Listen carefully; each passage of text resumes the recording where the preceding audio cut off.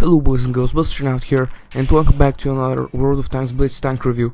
Today we are taking a look at the tier 6 Russian medium tank, the T-34-85. And yes, I actually sold this tank before I do the review, so now I don't have it, and we have to take a look at its stats on the test tree. I know, I'm so smart. But anyways, it's a pretty good tank. Let's now take a look at the stats. So, this tank is situated on the Russian medium tank branch. It's only one for now, so it's easy to find. After this tank is the T-43, which I have currently, and yeah. It has 930 hit points, which is very good for a tier 6 medium. It has 45 frontal, 45 side and 40 rear armor, which is, I don't know, it's garbage basically.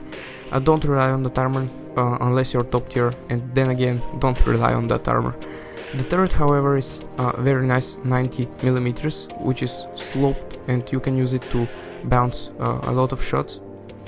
And this tank is very fast, 54 kilometers per hour maximum speed and 36 degrees traverse speed, which means that it's pretty maneuverable with that 600 horsepower engine.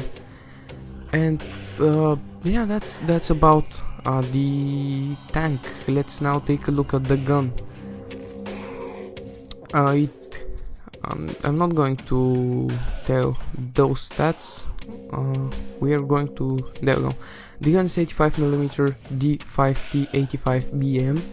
It has 7.25 rounds per minute rate of fire with 144mm of penetration, 194 if you are willing to fire APCR, with standard damage of 200 and 300 for the HE ammo, 0.37 accuracy, 2.3 seconds aiming time. This is a very good gun for tier 6. Now let's take a look at the armor of this vehicle using WoT Armor Inspector application.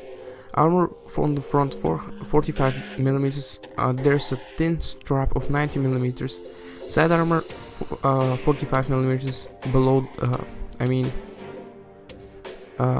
behind the tracks and over the tracks, 40 rear armor, and there's the turret 90mm and 75 at the side, but that's very well sloped and it's an auto bounce. The turret ring, however, is a weak spot if this tank is hull down and you can't deal with it. And also you can take advantage of this cupola, which is 90mm but is flat on the central part, as you can see. To prevent your enemy sniping your cupola when you're hull down, go ahead and wiggle backwards and forwards so they can miss. Now we will see if the tier 5 Russian medium tank, the T-34, can penetrate this tank. I mean, not if can penetrate it, but let's see how you should angle against those kinds of guns. Let me just choose it here. First I went with the Panzer IV, but then I made up my mind. And as you can see, even the T-34 can penetrate. The green zones are penetrations, and basically all the tank is green, so that's that. Your armor is garbage at the front, use your turret. As you can see, when you angle it, you can make effective 65-67mm from the front, which is a joke for tier 6 tank. The turret, however, as you can see, only the flat parts are penetrable because they're 90 and they're flat. So to prevent the enemy sniping your flat parts, wiggle backwards and forwards and they will miss. They will hit the turret cheeks, which are an auto bounce. So that's about the armor. Let's now take a look at the battles that we have for today. Now I should warn you that I have 3 battles. None of them are particularly good, but there's a problem in choosing good battles because as you know, WoT Blitz doesn't have a replay system yet, and it's very hard for me to record my good battles, because usually when I'm playing I don't record, because that way I drain my battery twice as fast and my phone tends to overheat because of the increased processor usage. So I record rarely, and I don't have a good opportunity to record my best fights. So those are pretty good anyways. First of all, I'm going to show how this tank performs in tier 8 gameplay, because you're going to see tier 8s in this tank, and you're going to see them often if you are unlucky like me. But yeah, basically the game decided to throw me. Well, it always decides to throw me when I'm recording. When I say, yeah, okay, now I'm going to record some games in this tank because tomorrow I want to make a tank review, the game says nope. So all the night I played with tier 8, and basically I had the worst matchups, but yeah, anyways, better for me because I can basically train against higher tiers and become better in this game. So yeah, anyways, the enemies are not in the open and I don't have any shots. I had a shot at the VK but I missed it, and there's a 39 in the open. Nom nom nom nom. This gun hasn't got a very good reload. I mean, 7.25 is not bad. Oh, I actually forgot to talk about the equipment, sorry about that. Ventilation and gun rammer, third option is your choice. Is not you know, it's not recommended to have a third equipment slot. The consumables, I'm using the standard consumables, but I recommend using repair kit, adrenaline, and the WoT kit, because that's a better setup, and I'm starting to use this on all of my tanks, but I don't currently have it on this one. And the crew skills, they're basically your choice. I mean, for a medium tank I tend to train that skill where you turn your turret, you lose less accuracy. That's my most trained skill, but yeah, you can basically take a look at the skills and decide which one you want. The IS-3, I'm going to take advantage of the weak spot on his roof, and I'm taking fire from the Tiger P. I will return the shot if my team doesn't kill him, of course, and now I took all the fire in vain, but yeah, anyways. Something else was shooting at me there. I think that was the WoT-Blitz. And I found something pretty annoying about this tank. You know, the special snow WoT-Blitz. On every other tank, when you aim at it, you have penetration indicator, but on this tank you don't have. So yeah, it's not like I don't know the weak spots of the WoT-Blitz, but in this tank I just cannot penetrate it anywhere, so no point in shooting at his front.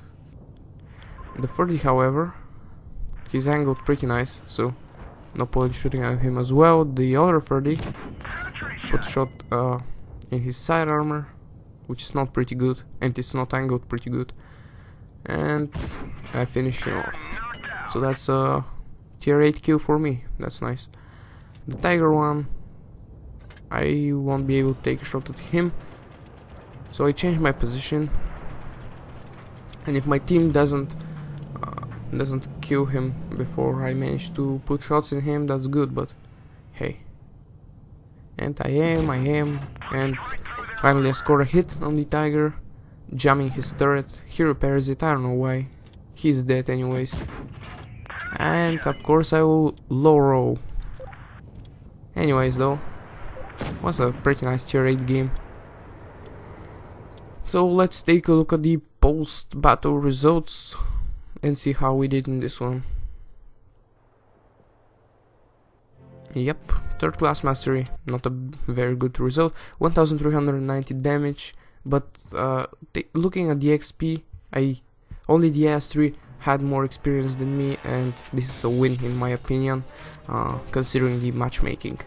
This game is not brilliant, but I just had to show you this, and you will see something that is just disgusting in my opinion. And it's a pretty, I don't know what to call it, a problem. At least for me it's a problem. So I wanted to show you this game, and I wanted to you know, because those videos which I make are some kind of tutorials, and This is one of the things that I want all of you to know. So let's watch the replay and see what is it. Now, we are top tier in this match. Well, we are not top tier, but yeah, we are close to top tier. Or are we? I cannot even see. Are there any comments there? Okay, it's anyways, we will understand. You probably know anyways because you're looking at the bigger screen, but I think we're top tier. So anyways, I have pretty good flanking shots, and you will notice that the Stug 3 from our team is capping from the beginning of the game. Okay, I didn't pay attention. Nice, he can do whatever he wants. And I start putting my gun to use. And after all, we are top tier. Those Chromeos there are pretty nice victim because they don't have any armor, and this one is not paying any attention whatsoever to me. And the Stug is still capping from the beginning of the game. Every player on the enemy team is over there on the other flank. And the Stug is still capping. At this point I realized that the Stug will not stop capping. So I let that Cromwell, probably if he has a shot, I believe I will let him shoot the Stug. Yeah, there we go. But apparently he didn't have any shots at the Stug. So I dive into cover from that SU, seeing that he's using the derp gun. And hopefully somebody will reset. Hopefully. I mean, look at this. This is retarded. I mean, just retarded. Look at the enemy team. The Chrono is one shot, the T-150 is one shot. Why are you capping for? And he capped. That is the biggest bullshit ever that you can do.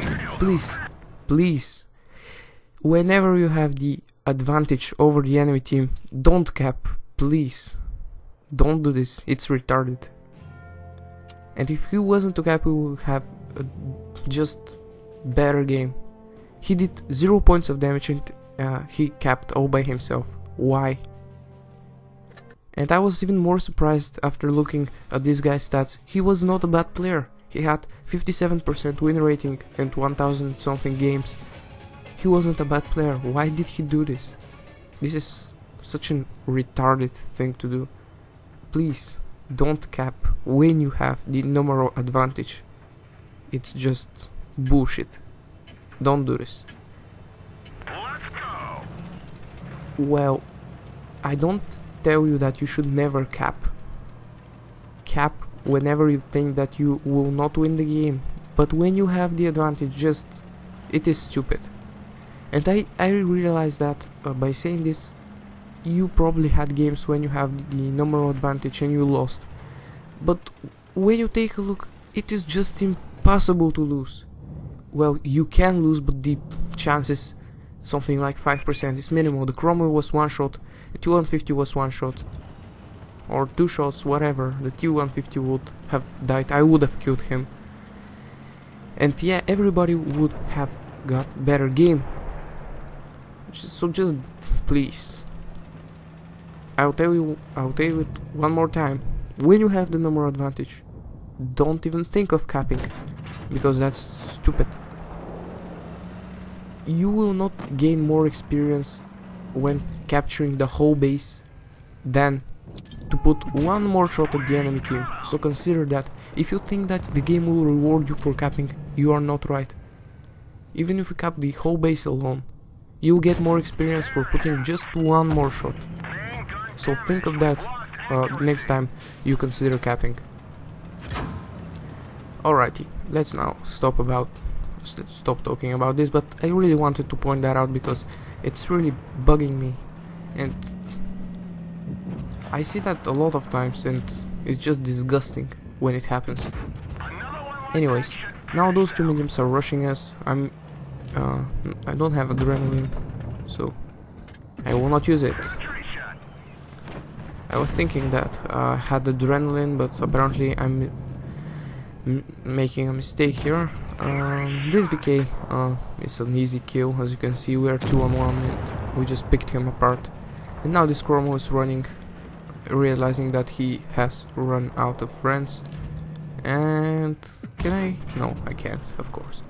Anyways, I will poke here to take some shots, probably. Can I? No, I can't. And I took a shot. But after all, I did put a shot in the Chromo, which is nice.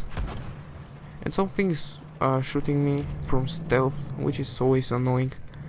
So I hide behind the rails and I'm looking for cheeky shots. Something that you should really do more often. But the problem is I'm wasting my time right now. I should go and do something more useful, but as there are not any targets lit up other than this Chromo, I will just shoot him. And now they are, so I should have gone for the other targets, but I don't. And I would have probably got more damage, because I'm missing a lot of my shots here. And I even bounce. Who knew that Chromos had armor? GG's.